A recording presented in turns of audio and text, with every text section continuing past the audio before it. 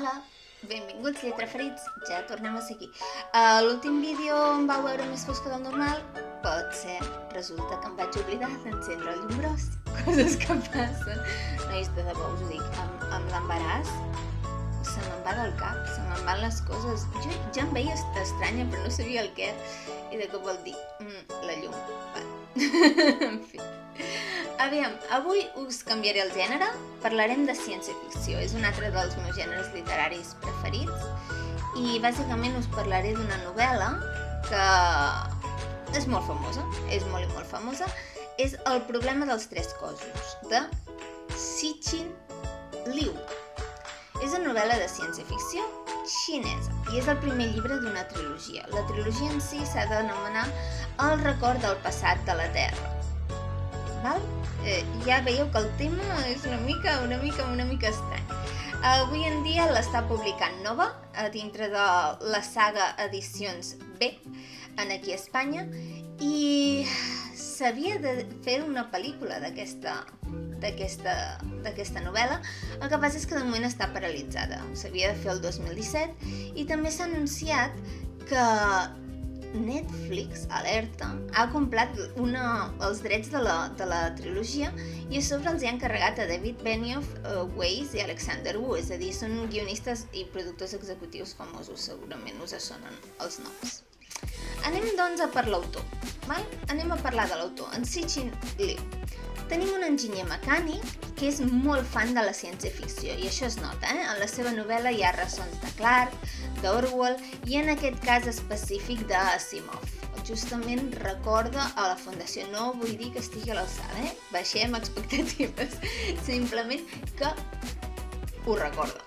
En la dècada del 1990, bàsicament trobem que a Xina es fomenta molt un rejuveniment científic i tecnològic i, per tant, un impuls a la ciència i a la tecnologia. I això fa que justament en aquesta època, a part de que molta gent s'embranqui a fer ciència i tecnologia, sorgeixin molts autors de ciència-ficció. Seria, suposo, l'edat daurada de la ciència-ficció xinesa. Com que sabem molt poc de la literatura d'altres països del món, lamentablement, doncs hem de quedar-nos amb això. A veure, l'autor ha sigut premiat moltíssim per aquesta novel·la, ha guanyat el que en diríem el Galaxy Award, que seria com l'equivalent al Premi Hugo nostre, i el Nebula xinès. Penseu que l'obra en si ha venut 1 milió d'exemplars, ja només a Xina, i a més després va obtenir el Premi Hugo, el normal per entendre's, el 2015, i si trobeu el llibre sempre trobareu comentaris de Barack Obama i de Mark Zuckerberg recomanant aquesta novel·la. Després parlaré, per això faig cares rares, per això faig cares estranyes. És que em costa d'entendre que una novel·la tan especial hagi aconseguit arribar a tanta gent. És el meu punt de dubte amb aquest llibre, després en parlem. La trilogia s'anomena entre la gent, per no dir allò del record, del passat, etc., trilogia dels tres cossos, perquè és el títol del primer dels llibres, que és el que m'he llegit jo. Després vindrien El bosc fosc, el 2008, i El final de la mort, el 2010. Alerta! He de vigilar molt quan faig aquesta ressenya, ja que actualment s'estan publicant els llibres sense sinopsi, és a dir, sense resum a la contraportada. Es veu que han estudiat que els lectors hi entren millor si no saben res de la novel·la a l'entrar-hi. Això és un problema, És un problema perquè és un llibre que a mi m'hagués calgut una mica de guia per entrar-hi abans. Tot i que hi vaig entrar sense saber-ne res, així que ho entenc.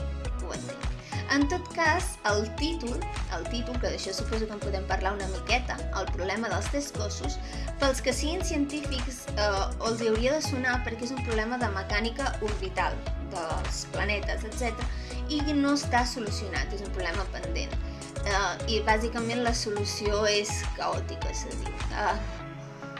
Ja ho sé que si sou com jo de lletres, això us sonarà una mica a xinès. Que bo, quin acudit més bo que fa la Marta. En tot cas, fa referència a òrbites de tres cossos rodons esfèrics i com interactuen entre si genera el caos i no té una solució viable. Podríem resumir-ho d'aquesta manera. La novel·la en si, el tema és important, val? Només us puc dir això. És que no sé com no explicar-vos la sinopsis, boníssim. En fi, punts forts del llibre. El llibre planteja preguntes, et fa qüestionar coses, et fa pensar. No és un llibre que el puguis llegir tranquil·lament a la platja, des del meu punt de vista. És un llibre que té parts que incomoden, que et plantegen, que t'interroguen, a tu, lector, A tu, lector. A més, lligat justament amb això, en aquest llibre podeu trobar una forta crítica contra la societat i la humanitat en general. L'actuació de les persones, què estem fent amb el nostre món, què estem fent amb el nostre planeta, quines actituds estem normalitzant i no hauríem, com hauríem de ser més crítics, coses que deixem passar. Per això dic que és una novel·la que incomoda, que et posa una mica tu mateix davant del mirall. I això és curiós perquè la ciència-ficció normalment ja hi és, però potser la crítica no és tant al present, sinó el que pot derivar-ne. I en canvi en aquest llibre trobo que és una crítica molt brutal a la nostra història i al nostre present actual.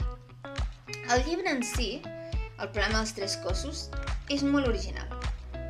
Tant el plantejament com va avançant el llibre és molt original. Et pot agradar més o et pot agradar menys. El que no es pot negar és que és diferent. És diferent, és així. No és Fundació, no és el llibre de ciència-ficció prototípic. Si no has llegit mai ciència-ficció, jo potser no et diria de començar per aquí, perquè és una mica un os dur d'arrossegar. Has de saber una mica on t'estàs ficant. Ara bé, si has llegit molta ciència-ficció i tens ganes de llegir alguna cosa que sigui diferent, que et sorprengui, vale, vés-hi. I després m'expliques aviam com va. Per tant, el llibre, el que m'agrada també, és que sorprèn. Justament critico molts llibres, els acuso de previsibles, de que la trama es veu a venir, cap on anirà, etc. En aquest llibre, no. Hi ha algunes coses que sí, però la majoria no. Té molts de girs inesperats i per tant, et deixa completament descol·locat com a lector una vegada i una altra i una altra. I no saps gaire què esperar-ne. És justament el que m'ha passat a mi. Vaig entrar en el llibre sense expectatives, però cada vegada vaig acabar més descol·locada sense saber ben bé què estava llegint. Anem ara pels punts febles, que serien el que menys m'ha convençut. El primer de tot és l'inici del llibre.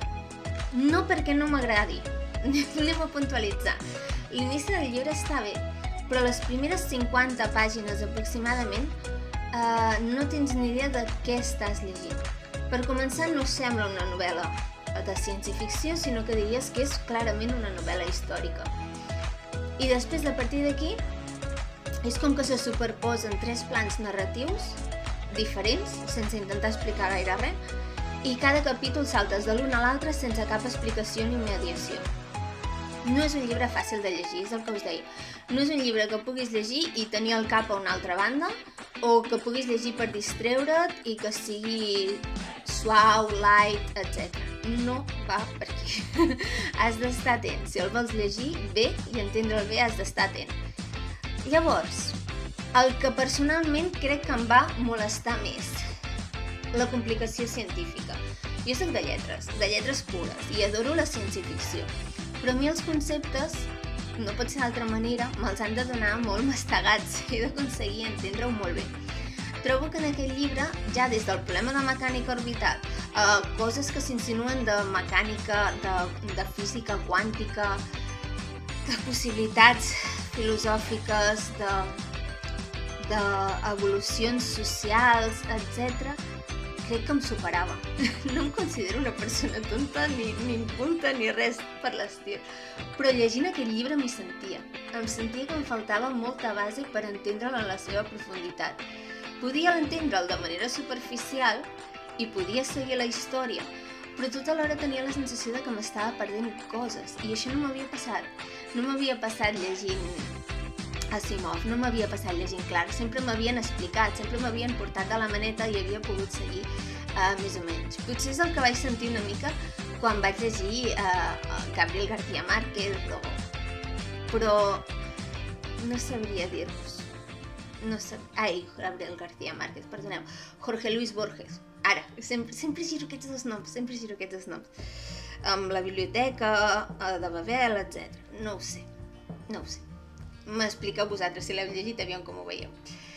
Llavors, se li ha criticat coses que jo trobo que és molt típic dels llibres de ciència-ficció, que els personatges són poc profuns, que no es posen els sentiments a primer pla, sinó just al revés, queden com un element molt, molt secundari, i el que pren per primer pla són teories científiques, socials, evolutives. Aquesta part és la que, jo l'he posat com a punt feble, però realment perquè és una crítica que se li fa. Jo trobo que és algo bastant inherent al gènere de la ciència-ficció, és que de fet el nom ja ho diu tot, no? És posar la ciència davant de tot, aquest tipus de teories, i els personatges que eren relegats a poder explicar aquestes teories, com aniria el món si s'acabessin duent a terme. I llavors el que sí que me va costar més, curiosament dic que al principi em va costar molt, i després ara us diré, i al final encara més. Intentaré explicar-me.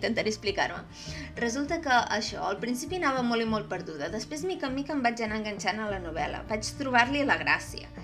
I a partir d'aquí, la trama es anava complicant tant que he sentit dir a gent que va desvariejant. I curiosament ho vaig entendre aquest comentari i vaig pensar, ostres, tenen part de raó. És com que l'argument es va complicant, acaba sent tan metafísic, teòric, no sabria com dir-ho, que es concreta un poc i acabes adonant-te de que, com diríem a nivell del carrer, acaba sent una fumada. A nivell de carrer total i absolut, d'acord? El que passa és que això porta aquesta originalitat, aquesta diferenciació que, d'altra banda, atrau molts lectors, així que és una obra bastant controversa. Jo personalment diria que no m'ha acabat d'agradar, que no m'ha fet sentir còmode, per aquest motiu crec que no llegiré els altres dos llibres, però hi ha gent que li ha encantat, que és super fan d'aquest llibre. Per tant, nois, no sé, si sou fans de la ciència-ficció, doneu-li una oportunitat i en parlem. També tinc moltes ganes de veure com poden adaptar una trama així en una sèrie de Netflix. Suposo que rebaixant molt els continguts aquests que a mi me molestaven, d'implicació filosòfica, científica, perquè si no m'ho sé explicar com portar això al gran públic, senzillament. En fi, espero que us hagi interessat molt. Sabeu que em podeu seguir a Twitter, sabeu que em podeu seguir a Instagram, i com sempre, nois, llegiu molt.